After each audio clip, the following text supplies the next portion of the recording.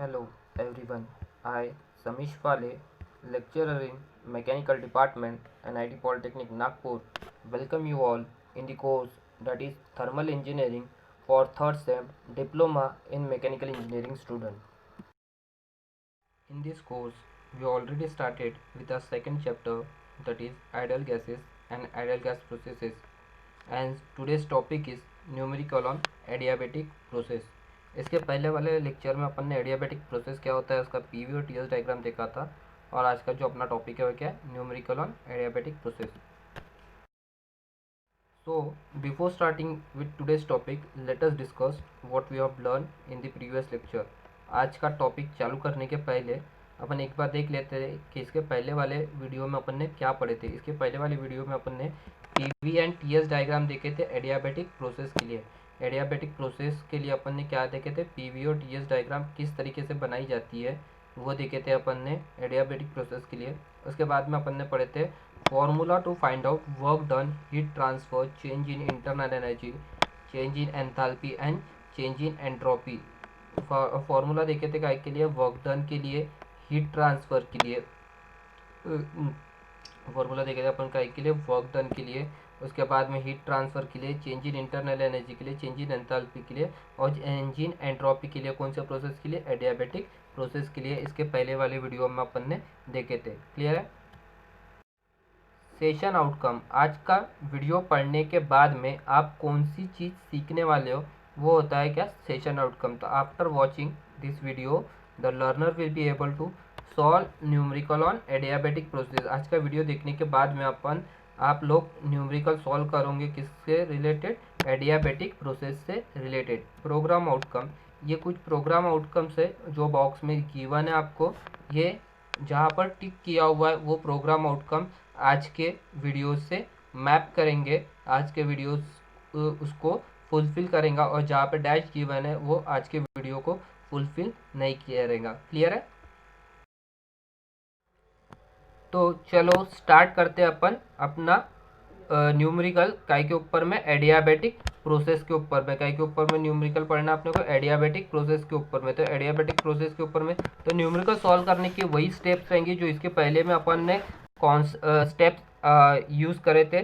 जैसा constant pressure, constant volume और constant temperature निकालना. सबसे पहला मैंने बताया था कि आपको आइडेंटिफाई करना है क्वेश्चन में कि प्रोसेस कौन से टाइप का दिया हुआ है, कौन से टाइप का प्रोसेस का न्यूमेरिकल अपने को गिवन है. अगर अपन सबसे पहले वो आइडेंटिफाई करेंगे, वो आइडेंटिफाई करने के बाद में अपन क्या करते, आगे की प्रोसेस करते. तो अपनी स्टेप 1 क्या रहती है, गिवन डाटा. और गिवन डाटा में सबसे पहले क्या फाइंड आउट करना पड़ता है अपने को कि प्रोसेस कौन सी गिवन है. तो यहाँ पे देखते हैं अपन क्वेश्चन पढ़ के कि कौन सी प्रोसेस अपने को गिवन है. तो क्या गिवन है, 1 kg of air at initial condition of 350 kPa. एक kg ऑफ एयर है, उसका इनिशियल कंडीशन दिया मतलब 1 वाले पॉइंट का 350 kPa एंड टेम्परेचर दिया है 450 केल्विन. एक्सपांड एडियाबेटिकली, ये आपको दिया हुआ है. एक्सपांड बोला है उसने adiabatically.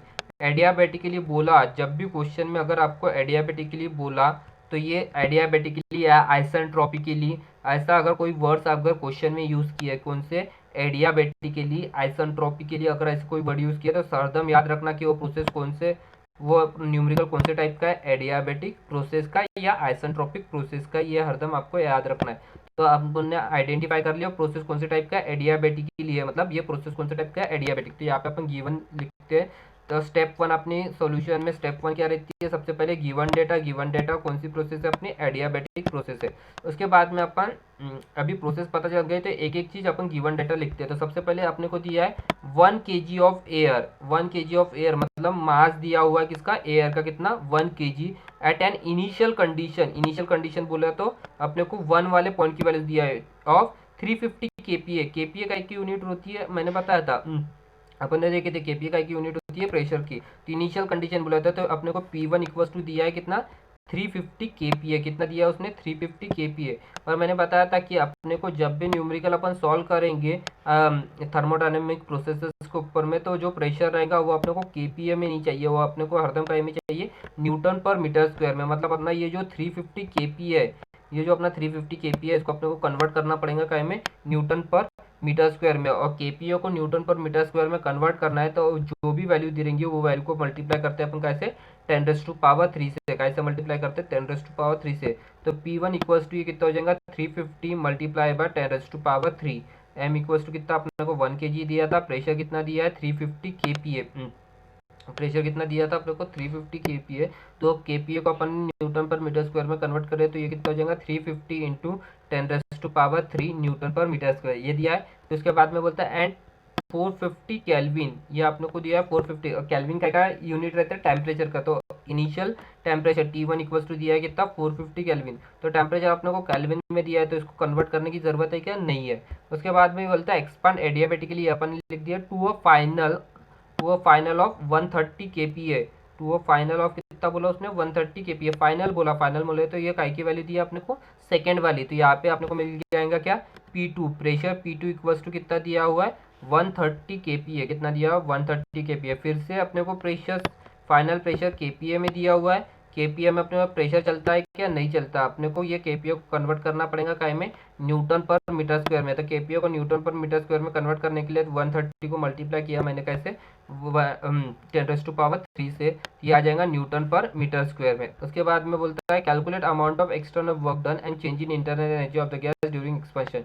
Take R equals to कितना दिया है 0.287 kilo joule per KG kelvin. Capital R की वैल्यू दिया था आपने को कितना 0.287 kilo joule per KG kelvin. पर मैंने बताया था कि R की वैल्यू हरदम अपने को यूनिट क्या होना चाहिए, joule per KG kelvin. R की यूनिट हरदम क्या होना चाहिए, जूल पर केजी केल्विन। तो ये जो किलो जूल में दिया हुआ है, ये जो किलो जूल में दिया हुआ kilo joule per KG kelvin, इसको अपने को कन्वर्ट करना पड़ेगा काय में जूल पर केजी केल्विन। तो जूल पर किलो जूल को जूल पर केजी केल्विन में कन्वर्ट करना है तो क्या करना पड़ता है अपने को मल्टीप्लाई 10⁻³ से। तो R की वैल्यू क्या हो जाएंगे 0.287 multiply by 10⁻³ joule per KG kelvin. उसके बाद में अपने को गैमा की वैल्यू दिया है क्या 1.4, गैमा की वैल्यू कितनी दिया है 1.4। तो यहाँ पे लिख देता हूँ मैं, गैमा इक्वल्स टू दिया हुआ है कितना मेरे को 1.4। तो ये इतना डाटा मेरे को क्या है गिवन डेटा दिया हुआ है। ये क्वेश्चन में क्या गिवन है मेरे को, ये इतनी चीजें मेरे को क्वेश्चन में गिवन है, क्लियर है। तो यहाँ पे मैंने गिवन जो था वो लिख दिया। उसके बाद में मेरी स्टेप 2 क्या रहती है, जो फाइंड करने बोला है वो स्टेप 2 में मैं लिखता हूँ। तो फाइंड करने की, तो यहाँ पे मैं लिखता हूँ स्टेप 2 इक्वल्स टू क्या टू फाइंड। स्टेप 2 में मेरे को फाइंड करने बोला है तो कैलकुलेट करना बोला इज नथिंग बट फाइंड। तो सबसे पहले क्या कैलकुलेट करना है amount of external work done. तो सबसे पहले क्या निकालने बोला उसने मेरे को वर्क डन। तो यहाँ पे लिख दिया मैंने टू फाइंड में वर्क डन निकालना है, जिसको मैं डिनोट करता हूँ W से। एंड उसके बाद में निकालने बोला change in internal energy of the gas during expansion. क्या निकालना बोल रहा है चेंज इन इंटरनल एनर्जी। तो यहाँ पे सेकेंड इसमें लिख देता हूँ मैं क्या निकालने बोल रहा है वो चेंज इन इंटरनल एनर्जी, जिसको मैंने डिनोट किया DU से। तो ये दो चीज़ें मेरे को क्या करा है निकालने बोला है। तो मैंने क्वेश्चन पढ़ के सबसे पहले गिवन क्या दिया हुआ है डेटा वो लिखा, उसके बाद में क्या फाइंड आउट करना है वो लिखा मैंने। फिर उसके बाद में मेरी थर्ड स्टेप क्या रहती है, थर्ड स्टेप रहती है मेरी कि जो फाइंड करने बोला है उसके फॉर्मूले लिखना। तो यहाँ पे मैं लिखूंगा स्टेप 3 क्या फॉर्मूला। तो सबसे पहला वर्क डन का फॉर्मूला लिखूंगा, किसके लिए लिखूंगा पर एडियाबेटिक प्रोसेस। न्यूमेरिकल में कौन से प्रोसेस के लिए सॉल्व कर रहा हूँ, एडियाबेटिक प्रोसेस के लिए। तो एडियाबेटिक प्रोसेस के लिए मैं फॉर्मूला लिखूंगा किसका, वर्क डन का। तो यहाँ पे मैं फॉर्मूला लिखता हूँ वर्क डन का। वर्क डन का फॉर्मूला लिखा मैंने क्या P1V1 minus P2V2 divided by gamma -1। Work done का फॉर्मूला लिखा मैंने क्या P1V1 minus P2V2 divided by gamma -1। और वर्क डन का फॉर्मूला क्या होता है एडियाबेटिक प्रोसेस के लिए MR T1 minus T2 divided by gamma -1। तो यहाँ पे मैंने दोनों फॉर्मूले लिख दिया MR T1 minus T2 divided by gamma -1। उसके बाद में चेंज इन इंटरनल एनर्जी का formula, change in internal energy निकालना। तो चेंज इन इंटरनल एनर्जी का मैं डिनोट करता हूँ DU से, और उसका फॉर्मूला होता है M into CV multiply by T2 minus T1। क्या होता है M into CV multiply by T2 minus T1, ये फॉर्मूला होता है। तो इसमें से मैं देखता हूँ कि फॉर्मूले लिख लिया। अभी इसमें से देखता हूँ मैं कि कौन सा फॉर्मूला मेरे को यूज़ करना है और जो चीज़ें गिवन है उसमें से वो चीज़ फाइंड आउट होंगी क्या। तो मैंने जैसा फॉर्मूले जब मैंने पढ़ाया था एडियाबेटिक प्रोसेस के लिए, तो मैंने बताया था कि वर्क डन का फॉर्मूला, ये वाला फॉर्मूला कब यूज़ करेंगे P1V1 जब अपने को क्वेश्चन में प्रेशर और वॉल्यूम गिवन होगा, तब अपन कौन सा फॉर्मूला यूज़ करेंगे P1V1 वाला। अगर अपने को प्रेशर और वॉल्यूम गिवन नहीं है, अपने को क्वेश्चन में क्या गिवन है टेम्परेचर गिवन है। अगर क्वेश्चन में क्या गिवन है अपने को टेम्परेचर, तो अपन ये वाला फॉर्मूला यूज़ करेंगे। तो यहाँ पे देखो अपने को क्वेश्चन में क्या गिवन है, प्रेशर गिवन है, टेम्परेचर गिवन है, प्रेशर गिवन है, वॉल्यूम गिवन है क्या कहीं पे भी? नहीं। तो अपन पहला वाला फॉर्मूला अपन यूज़ नहीं करेंगे, अपन फॉर्मूला यूज़ करेंगे कौन सा? सेकंड वाला। तो सेकंड वाला फॉर्मूले की वैल्यू, फॉर्मूला क्या गिवन है? मास एम लगेगा। मास गिवन है क्या क्वेश्चन में? हाँ गिवन है। कैपिटल आर की वैल्यू गिवन है। उसके बाद में T1 बोले तो टेम्परेचर, टेम्परेचर अपने को गिवन है क्या? पहले पॉइंट का टेम्परेचर भी मेरे को गिवन है। उसके बाद में T2 बोले तो फाइनल टेम्परेचर, तो यहाँ पे फाइनल टेम्परेचर गिवन है कि मेरे को? नहीं गिवन है। मतलब वर्क डन निकालने के लिए सबसे पहले तो मेरे को T2 निकालना पड़ेगा, उसके बाद में ही मैं वर्क डन निकाल पाऊंगा। ग्यामा की वैल्यू गिवन है क्या? हाँ गिवन है। तो मतलब मेरे को वर्क डन निकालने के लिए सबसे पहले क्या निकालना है? T2 फाइनल टेम्परेचर निकालना है। जब तक कि मैं फाइनल टेम्परेचर नहीं निकालूंगा गैस का, तब तक के वर्क डन नहीं निकाल सकता मैं। किसके लिए? एडियाबेटिक प्रोसेस के लिए। क्लियर है? तो ये आपको सभी को याद रहना चाहिए। उसके बाद में नेक्स्ट वाला देखता हूँ मैं, चेंज इन इंटरनल एनर्जी। तो चेंज इन इंटरनल एनर्जी निकालने के लिए फॉर्मूला क्या है? एम। मास गिवन है मेरे को? हाँ गिवन है। सी वी की वैल्यू गिवन है क्या? क्वेश्चन में नहीं गिवन है, तो सी वी नहीं गिवन है। T2 temperature, final temperature given है क्या क्वेश्चन में? नहीं गिवन है। उसके बाद में चेंज इन इंटरनल, उसके बाद में T1 इनिशियल टेम्परेचर गिवन है क्या? गिवन है। मतलब मेरे को चेंज इन इंटरनल एनर्जी निकालने के लिए क्या क्या निकालना पड़ेगा? पहले CV की वैल्यू पता होना चाहिए और T2 की वैल्यू पता होना चाहिए। तो मैंने बताया था कि जब भी अगर क्वेश्चन में अपने को CV की वैल्यू गिवन नहीं है, तो अपन क्या करेंगे? अज्यूम। तो स्टेप 4 क्या रहेंगी अपनी? स्टेप 4 रहेंगी अज्यूम। अज्यूम करेंगे काय की वैल्यू? अपन CV की। काय की वैल्यू अज्यूम करेंगे? CV की। और ये किसके लिए अज्यूम कर रहे हैं अपन? एयर के लिए। तो CV की वैल्यू फॉर एयर कितनी होती है? 0.718 इंटू 10⁻³ कितनी होंगी? 0.718 into 10⁻³ joule per KG kelvin. ये अपन ने अज्यूम कर ली काय की वैल्यू? CV की वैल्यू अज्यूम कर लिए किसके लिए? एयर के लिए। वैसे अब अपने को गैस जो गिवन था क्वेश्चन में, कौन सी गिवन थी? एयर ही गिवन थी। तो एयर के लिए CV की वैल्यू अपन ने अज्यूम करी कितने? 0.718 इंटू 10⁻³। यहाँ से मतलब अपना चेंज इन इंटरनल एनर्जी में CV भी पता है। तो अपने को वर्क डन और चेंज इन इंटरनल एनर्जी निकालने के लिए सबसे पहले अपने को क्या होना? टेम्परेचर पता होना। सबसे पहले अपने को क्या होना? टेम्परेचर पता होना। कौन सा वाला? Final temperature. तो सबसे पहले अपने को फाइनल टेम्परेचर निकालना पड़ेगा, उसके बाद में फिर अपन वर्क डन निकालेंगे, उसके बाद में चेंज इन इंटरनल एनर्जी निकालेंगे। तो देखते हैं सबसे पहले फाइनल टेम्परेचर किस।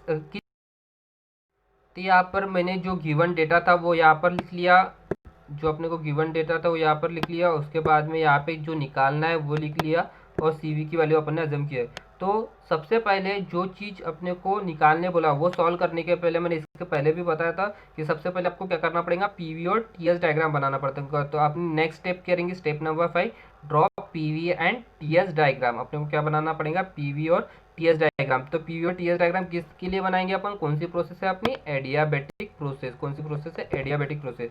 यहाँ पे मैंने PV डायग्राम बनाया, यहाँ पे TS डायग्राम। और PV और TS डायग्राम किस तरीके से बनाते हैं, ये मेरे क्वेश्चन इसके पहले जब पहला वाला जब वीडियो पढ़ाया था कि एडियाबेटिक प्रोसेस क्या होता है, उसमें मैंने बताया था कि PV और TS डायग्राम किस तरीके से बनाते हैं एडियाबेटिक प्रोसेस के लिए। तो अभी यहाँ पर ये 1 ऊपर में ही रहेगा या 2 ऊपर में रहेगा, ये जानने के लिए अपन क्वेश्चन में देखेंगे वैल्यूज। यहाँ पे देखो P1 की वैल्यू कितनी दी है? 350 इंटू 10⁻3, और P2 की वैल्यू कितनी दी है? 130 इंटू 10⁻3। तो इसमें से अपने को पता चल रहा है कि प्रेशर कौन सा वाला बड़ा है? अपना वन वाले पॉइंट का प्रेशर बड़ा है। इसलिए यहाँ पे अपन जब इसको प्लॉट करेंगे तो ये 1 वाला पॉइंट ऊपर आना चाहिए, तो इसलिए यहाँ पे 1 ऊपर में है और P2 वाला पॉइंट का है नीचे। तो ये हो गया अपना PV डायग्राम। उसी तरीके से तो मैंने बताया था कि प्रेशर जो रहता है वो डायरेक्टली प्रोपोर्शनल रहता है अपना किसको? टेम्परेचर को।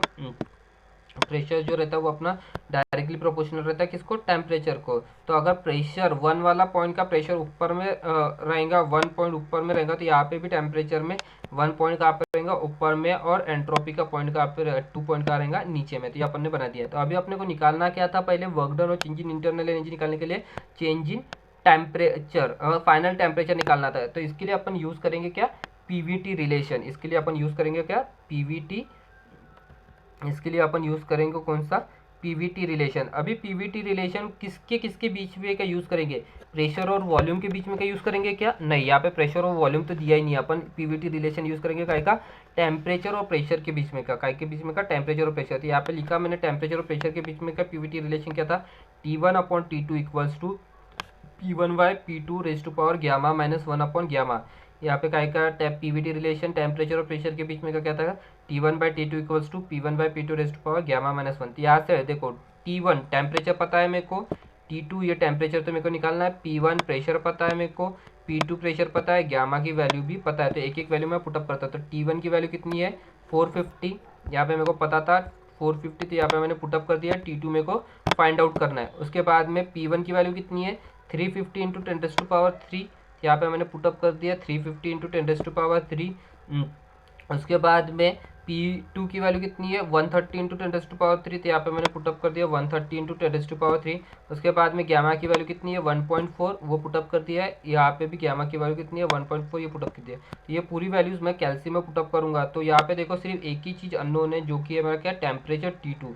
यहाँ पे पूरे इसमें मेरा क्या है, सिर्फ एक ही चीज़ अननोन है, जो है मेरा टेम्परेचर T2 अननोन है। तो यहाँ पे मेरे को कैल्सी में पूरी वैल्यू पुटअप करूंगा तो मेरे को टेम्परेचर की वैल्यू मिलेंगी T2 की। तो यहाँ पे मेरे को टेम्परेचर की वैल्यू T2 की कितनी मिली है 339.09। तो ये जो भी वैल्यू मिलेंगी इसको मैं क्या करूँगा बॉक्स में इंक्लोज करूँगा। इसके बाजू में क्या बनाऊंगा मैं बॉक्स बनाऊंगा। तो टेम्परेचर T2 कितना मिला T2 इक्वल्स टू 339.09 केल्विन। कितनी मिली मेरे को टेम्परेचर की वैल्यू 339.09 केल्विन। कितनी मिली मेरे को टेम्परेचर की वैल्यू फाइनल टेम्परेचर की वैल्यू 339.09 केल्विन। तो अभी मेरे को फाइनल टेम्परेचर पता चल गया, तो मैं वर्क डन भी निकाल सकता हूँ, चेंज इन इंटरनल एनर्जी भी निकाल सकता हूँ। तो देखते हैं वर्क डन निकालते हैं और उसके बाद में निकालते हैं अपन चेंज इन इंटरनल एनर्जी। तो अपने को क्या निकालना है वर्क डन निकालना है। तो यहाँ पे मैं एडियाबेटिक प्रोसेस का वर्क डन का फॉर्मूला लिखूंगा, वो भी किसके टर्म्स में अपन लिखेंगे टेम्परेचर वाले टर्म्स में। तो वर्क डन मैं डिनोट करता हूँ W से। तो यहाँ पे फॉर्मूला लिख दिया मैंने work done equals to W। तो W का फॉर्मूला क्या था टेम्परेचर के टर्म्स में mRT1 minus T2 divided by gamma. तो m मास गिवन है मेरे को 1 kg, R की वैल्यू मेरे को गिवन है कितना 0.287 इंटू 10⁻3। T1 टेम्परेचर मेरे को पता है 450 केल्विन और T2 टेम्परेचर अभी मैंने निकाला था और गामा की वैल्यू भी मेरे को पता है। तो यहाँ पे मैं एक एक वैल्यू पुटअप करता हूँ। तो एम की वैल्यू मास की वैल्यू पुटअप किया मैंने 1, आर की वैल्यू पुटअप किया मैंने 0.287 इंटू 10⁻3। टेम्परेचर इनिशियल टेम्परेचर मेरे को पता था कितना 450 केल्विन और फाइनल टेम्परेचर मेरे को पता है कितना 339.09, ये जो अभी मैंने फाइंड किया। और गामा की वैल्यू कितनी है मेरी 1.4। तो ये मैं कैल्शियम में पुटअप करूंगा तो मेरे को वर्क डन की वैल्यू मिलेगी और वर्क डन की वैल्यू मेरे को मिल रही है कितना 76.71 इंटू 10⁻3। कितनी मिली है वर्क डन की value 76.71 into 10⁻3 joule. Work done की वैल्यू कितनी मिल रही है मेरे को 76.71 इंटू 10⁻3 जूल। तो ये जो वैल्यू है ये डायरेक्टली 10⁻3 में आपके कैल्सी में नहीं मिलेंगी, आपको एक बहुत बड़ी सी वैल्यू मिलेंगी। आपको क्या करना है जो आंसर आने के बाद में आपके कैल्सी में एक बटन है ENG की, तो वो ENG की बटन प्लेस करोगे तो आपको वर्क डन की इस तरीके से वैल्यू मिलेगी। और जो भी वैल्यू मिलेंगी वो वैल्यू को आपको क्या करना है बॉक्स में एनक्लोज करना है। वो वाली वैल्यू को क्या करना है आपको ब्लॉक्स में एनक्लोज करना है। तो work done W equals to कितना मिल रहा है आपको 76.71 इंटू 10⁻3 जूल। उसके बाद में आपको क्या निकालना पड़ा चेंज इन इंटरनल एनर्जी। तो चेंज इन इंटरनल एनर्जी निकालने के लिए यहाँ पे नेक्स्ट स्टेप मैं लिखता हूँ चेंज इन इंटरनल एनर्जी, जिसको डिनोट करते हैं अपन कैसे DU से। और DU का फॉर्मूला क्या होता है M into CV into T2 minus T1। तो मास मेरे को क्वेश्चन में गिवन है 1 kg, CV की वैल्यू मैंने अज्यूम करा था 0.718 इंटू 10⁻3। T2 की वैल्यू अभी मैंने फाइंड किया 339.09 और T1 की वैल्यू होती है कितनी 450 केल्विन। यहाँ पे मैं वैल्यूज पुटअप करता हूँ। तो मास पुटअप किया मैंने कितना 1 kg। उसके बाद में CV की वैल्यू पुटअप किया 0.718 इंटू 10⁻3 0.718 इंटू 10⁻3 पुटअप किया। उसके बाद में टेम्परेचर की वैल्यू मैंने पुटअप किया 339.09। उसके बाद में T1 इनिशियल टेम्परेचर पुटअप किया मैंने कितना 450। जब मैंने ये पुटअप किया इसको कैल्सी में सॉल्व करूंगा तो मेरे को चेंज इन इंटरनल एनर्जी की वैल्यू मिलेगी। और चेंज इन इंटरनल एनर्जी की वैल्यू मिल रही कितने मेरे को -76.33 इंटू 10⁻3 जूल। तो ये जो भी वैल्यू आएंगी चेंज इन इंटरनल एनर्जी की इसको मैं क्या कर दूंगा एनक्लोज कर दूंगा एक डब्बे में। और ये माइनस वैल्यू का में आ रही है मेरी माइनस में, माइनस कितना -76.33 इंटू 10⁻3 जूल। तो ये डायरेक्टली आपकी वैल्यू 10⁻3 में नहीं आएंगे, तो आपको जो भी वैल्यू आएंगी एक बहुत बड़ी सी वैल्यू मिलेंगी आंसर आने के बाद में। तो आप ENG के बटन प्रेस करोगे तो आपको इस तरीके से वैल्यूज मिलेंगी। और चेंज इन इंटरनल एनर्जी की वैल्यू क्या मिल रही है आपको -79.60 इंटू 10⁻3 जूल। क्लियर है। तो इस तरीके से अपन ने ये अपना न्यूमेरिकल सॉल्व किए। क्लियर है, समझ में आ गया सबको, सबको क्लियर हो गया। तो नेगेटिव इसमें अपने को नेगेटिव साइन बता रहा था यहाँ पे। तो नेगेटिव साइन क्या बताता है negative sign indicate that internal energy decreases. यहाँ पे जो नेगेटिव साइन आ रही है अपनी नेगेटिव साइन आ रही थी इंटरनल एनर्जी में अपन कैलकुलेट करते हो वो क्या बता रहा है। इसमें आपको ये स्टेटमेंट लिखना है क्या the negative sign indicates that internal energy decrease है। नेगेटिव साइन क्या बता रहा है अपने को, इंटरनल एनर्जी डिक्रीज हो रही है, ये चीज़ अपने को पता चल रही है कैसे, ये नेगेटिव साइन से। क्लियर है, समझ में आ गया सबको, क्लियर है। Let us revise what we have learn in the today's topic. आज के लेक्चर में अपन ने क्या पढ़े वो एक बार अपन रिवाइज कर लेते हैं। We had learn numerical on isentropic process. क्या पढ़े आज के टॉपिक में अपन ने, न्यूमेरिकल पढ़े काय के ऊपर में, आइसेंट्रोपिक प्रोसेस के ऊपर में। तो आइसेंट्रोपिक प्रोसेस के ऊपर में किस तरीके से न्यूमेरिकल सॉल्व करते हैं वो आपने आज के वीडियो में देखे। यूनिट आउटकम अचीव बोले तो आज का वीडियो देखने के बाद में जो सिलेबस में का कौन सा टॉपिक आपका अचीव्ड होगा वो रहेगा आपका क्या, यूनिट आउटकम अचीव। तो यहाँ पे अब आज के टॉपिक से अपना कौन सा यूनिट आउटकम अचीव हो रहा है, 2.E calculate different energies changes during ideal gas processes for given situation. Given situation के लिए डिफरेंट एनर्जी चेंजेस कैसे निकालते हैं, आइसेंट्रोपिक प्रोसेस के लिए कैसे डिफरेंट चीज़ें निकालते हैं, वो आज का यूनिट आउटकम आज के प्रोसेस से आपका क्या हो रहा है, अचीव्ड हो रहा है। क्लियर है। प्रोग्राम आउटकम, प्रोग्राम आउटकम में यहाँ पे सबसे पहला जो प्रोग्राम आउटकम अचीव हो रहा है वो हो रहा है आपका PO1। PO1 होता है आपका बेसिक नॉलेज। तो न्यूमेरिकल सॉल्व करने के लिए आपको बेसिक मैथमेटिक्स का नॉलेज लगेगा, इसलिए आपको PO1 अपना सेटिस्फाई हो रहा है। PO2 अपना होता है डिसिप्लिन नॉलेज। तो ये आपका मैकेनिकल फील्ड से रिलेटेड है आप तो इसलिए PO2 यहाँ पे मैप हो रहा है। PO3 होता है एक्सपेरिमेंटल एंड प्रैक्टिसेस। तो आपको आइडियाबेटिक प्रोसेस के ऊपर के न्यूमेरिकल को प्रैक्टिस करना पड़ेगा, इसलिए PO3 मैप हो रहा है। PO4 होता है इंजीनियरिंग टूल्स, आपको कैलसी यूज़ करना पड़ेगा न्यूमेरिकल सॉल्व करने के लिए, इसलिए PO4 मैप हो रहा है। उसके बाद में PO8 होता है आपका इंडिविजुअल एंड टीम वर्क। तो आपको न्यूमेरिकली इंडिविजुअली सॉल्व करना पड़ेगा, इसलिए PO8 मैप हो रहा है। PO9 हो रहा है आपका PO9 भी यहाँ पर आपका मैप हो रहा है, जो कि होता है कम्युनिकेशन। आप इसको लिखोगे, न्यूमेरिकल सॉल्व करेंगे पेपर में, तो आपका कम्युनिकेशन के थ्रू आप कम्युनिकेट कर रहे हो आगे वाले को, तो PO9 मैप हो रहा है। PO10 होता है आपका लाइफ लॉन्ग लर्निंग। ये जो आपने आज पढ़े न्यूमेरिकल किस तरीके से सॉल्व करती है आपको लाइफ लॉन्ग याद रहेगा, तो ये PO10 भी उसमें मैप हो रहा है। और PSO3 अभी मैप हो रहा है आज के वीडियो से। क्लियर है, समझ में आया सबको।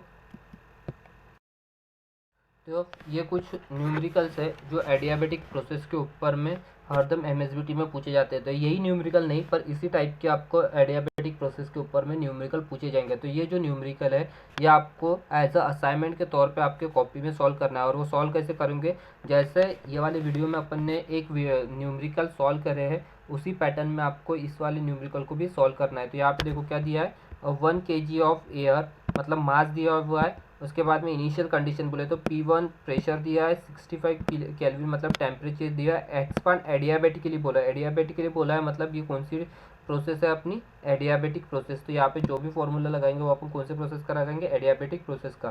तो उसके बाद में फाइनल बोला है, तो ये अपने को ये जो प्रेशर दिया है ये कौन से इसका प्रेशर दिया है अपने को, P2 फाइनल कंडीशन का। उसके बाद में आपको निकालने बोल रहा है क्या, वर्क डन निकालने बोल रहा है और चेंज इन इंटरनल एनर्जी निकालने बोल रहा है। आर की वैल्यू गिवन है आपको और गामा की वैल्यू गिवन है। तो सेम ये वाला न्यूमेरिकल, इसी टाइप का न्यूमेरिकल अपन ने ये वाले वीडियो में सॉल्व करे, सिर्फ इसमें क्या है थोड़ा सा वैल्यू चेंज है, बाकी सॉल्व उसी तरीके से करना है। उसके बाद में नेक्स्ट दिया है 0.3 kg ऑफ एयर, यहाँ पे मास दिया है फिर से, इस compress reversibly and adiabatically. Compress बोल रहा क्या, एडियाबेटिकली बोल रहा है। एडियाबेटिकली मतलब मैंने बताया था कौन से प्रोसेस का न्यूमेरिकल, ये अपना एडियाबेटिक प्रोसेस का। फ्रॉम 70 kPa, ये क्या है KPa दिया है मतलब ये प्रेशर दिया है, एंड 60 डिग्री में क्या दिया रहता है अपना टेम्परेचर।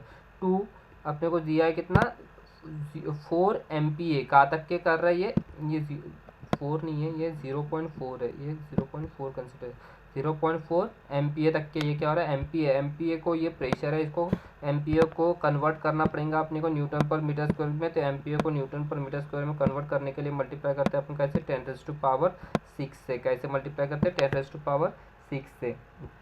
तो इसमें आपको क्या निकालना पड़ रहा, फाइनल टेम्परेचर निकालना बोल रहा है, मतलब T2 की वैल्यू निकालने बोल रहा है, और work done on the system, W की वैल्यू, R की वैल्यू दिया और आपको गामा की वैल्यू दिया है। तो ये आपको सॉल्व करना है जिस तरीके से अपन ने यहाँ पर एक न्यूमेरिकल सॉल्व किया उसी पैटर्न में आपको इसको सॉल्व करना है। तो और इसके बारे पहले वाले वीडियो में अपन ने जो न्यूमेरिकल जो फॉर्मूलेस पढ़े थे एडियाबेटिक प्रोसेस के, वही फॉर्मूलेस से आपको ये वाला न्यूमेरिकल सॉल्व करना है। क्लियर है, समझ में आ गया सबको।